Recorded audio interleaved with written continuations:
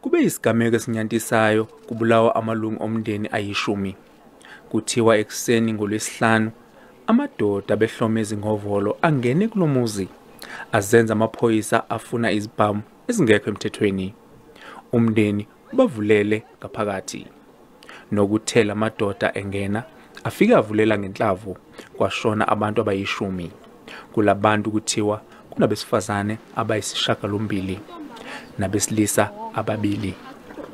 Ingane neminyaka eyisithupha kuthiwa idubulekile yaphuthunyiswa esibhedlela. Athi siyakusola njengamanje njengoba khona bomthetho ibona bazodlala indima yabo bathola ukuthi kwenzakaleni bese kuukuthi bayakwazi ukuthi mhlamba trace ukuthi kuyambandakanya yini nalokho kwenzeke kubaba ngoba ubaba wadutshulwa ngonyaka odlule. Kuthiwa ngenkathi amaphoyisa ephenya kulomuzi wakwamemela alunywe indlebe ukuthi bakuphi abasolwa ngalesigameko.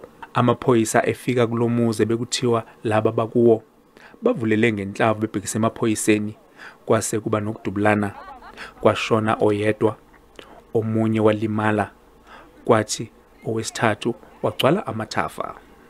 Amaphoyisa akwazile ukubopha oyedwa endaweni yalesigameko. Yenye indawo esikhulume ngayo ukuthi kuzofanele siphuthume sifaka ama resources okwakha istation. Umphakathi unxusa amaphoyisa ukuthi asheshe ukuphenya ngalolu daba lokubulawa kwabantu. Abanye banqabile ukukhuluma nabezindaba bethi basabela impilo.